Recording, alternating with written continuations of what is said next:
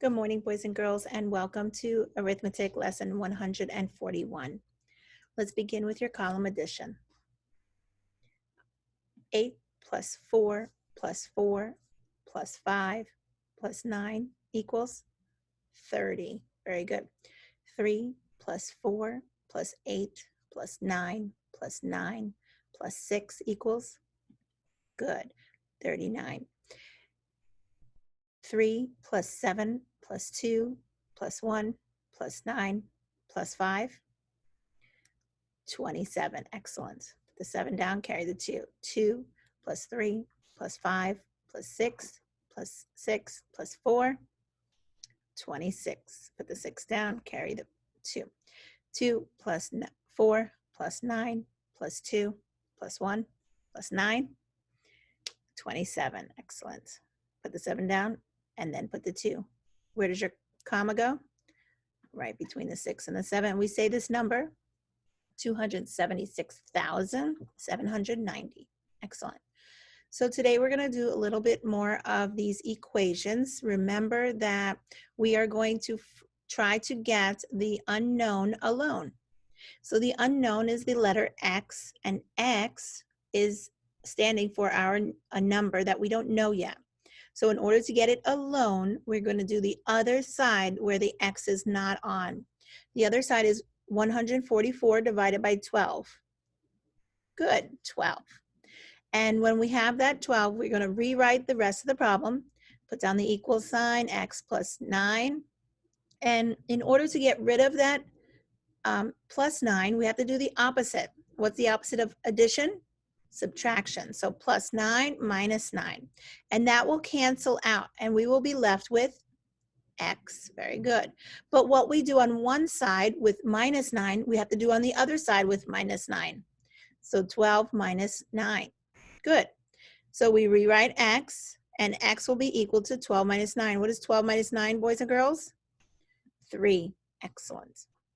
The way we check this, okay, we're going to first rewrite the problem. X plus 9 equals 144 divided by 12. There's a divided by 12. Okay, so everywhere we see the letter X, we're going to put in the answer that we got. X equals 3. So we're going to fill in, instead of writing X again, we're going to write 3 plus 9 equals, and then we're going to divide. 144 divided by 12 equals 12. And we know that 3 plus 9 equals 12. And when we get both the same number on both sides, that means that our X equals 3 is correct. Let's try another one together. Y minus 20 equals 6 times 9. Remember that to find the unknown, that letter Y, we need to get it by itself. So we do the other side, 6 times 9. 6 times 9 we know is 54. Then we rewrite the problem, Y minus 20 equals 54. In order to get the Y by itself, we need to do the opposite. So we have minus 20, now we have to add 20. And that will get the Y by itself. So we have Y equals 54. What we do on one side, we must do to the other side. So we added 20, and we're going to add 20 to both the other sides. So 54 plus 20 should be Y equals 74. Nice job, nice and quick. Okay, to check, again, rewrite the problem, and everywhere you see a Y, you put the answer 74. So first 6 times 9 equals 54, and then you rewrite the Y equals 74 minus 20, and we know that 74 minus 20 equals 54. And if you get the same answer on both sides of the equal sign, then your answer is correct. Good job, boys and girls. The next thing I wanted to review, oh, that's going to go again. How come that is? Let's see if we can get rid of that. Sorry about that.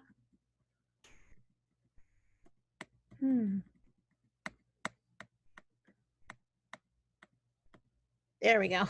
That's what I wanted to do. Okay, the next thing I wanted to review was money. again, we need to know that when we have a certain amount of money and we're going to subtract another amount of money, we need to first be able to subtract it, and then we need to know how many coins or bills of each kind do we need to give back. So let's start first with the subtraction. $35 minus $17.35.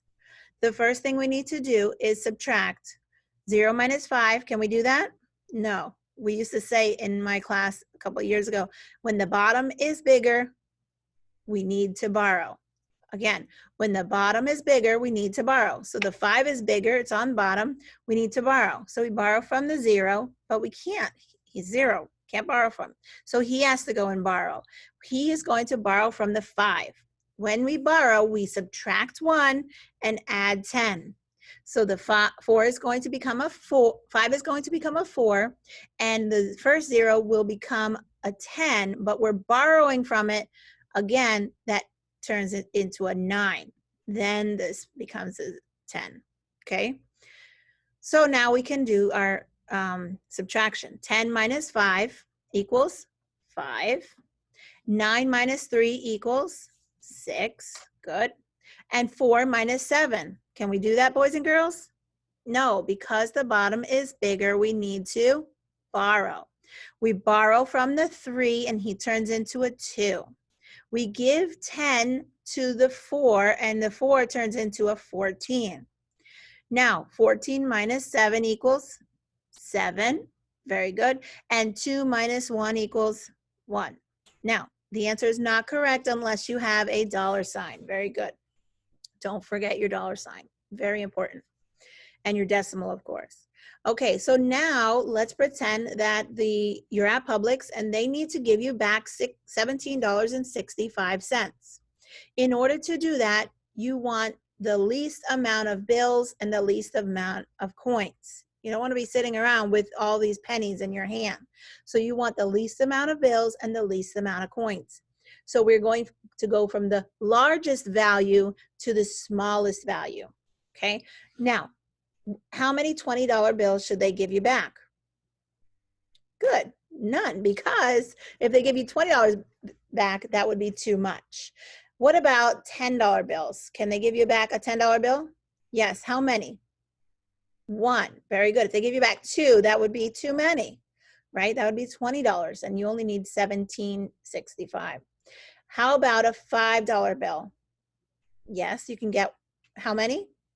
1. And now we're up to $15. We need to get to $17.65. How many dollar bills do I need? Excellent. You need $2 bills. And how many quarters? Remember, quarters are 25 cents each, and we count by 25s. 25, 50, $75, 25, 50, $75. So how many quarters do I need to get close to 65 cents? Good, 2 quarters. And that will give me 50 cents. Now I need to get to 65. I have dimes. How many dimes can I get? We're at 50. Good, 1 dime. 1 dime will give us 60 cents. How much more? We need 5 cents more. Now I could get back 5 pennies, but that would not be the most efficient way. That's too many. 5 pennies, I can get 1 nickel and it would be the same amount, but less coins. And again, that is our goal, to get less coins. Very good. So 1 nickel and 0 pennies. Excellent. I have one more thing. On your seat work page for today, you have a graph. Okay, I want you to take that out. If you need a moment, you can go ahead and pause the video, but take that out. Your graph is going to talk about how Jake spent Grandpa's telescope, how many hours he spent using the telescope that Grandpa gave to him. So let's look at this. It tells you on which days, and it also tells us how many hours. So look at May 1st. On May 1st, he spent 2 hours using the telescope. On May 8th, he spent 2 hours using the telescope. Okay, very good. And on May 15th, again, you're going on the bottom, you're going to go across, and then you're going to go up. Okay, across and up. How many hours did he spend on May 15th using the telescope? Good. 3 hours. That's a long time, isn't it? And the last one is May 22nd. How many hours did he spend on May 22nd? Very good. 4 hours. That's what you should add in there. I'm going to do number 2, and that is to plot the points yourself. Okay. The first thing, again, remember to do this. Go across and then up. Across and then up. So it says here, remember first to count across and then count up. When you're finished, we're going to draw lines. Watch what happens. Letter A, 1, 1. See there? 1, 1. Letter B, 2, 3. Letter C, 3, 2.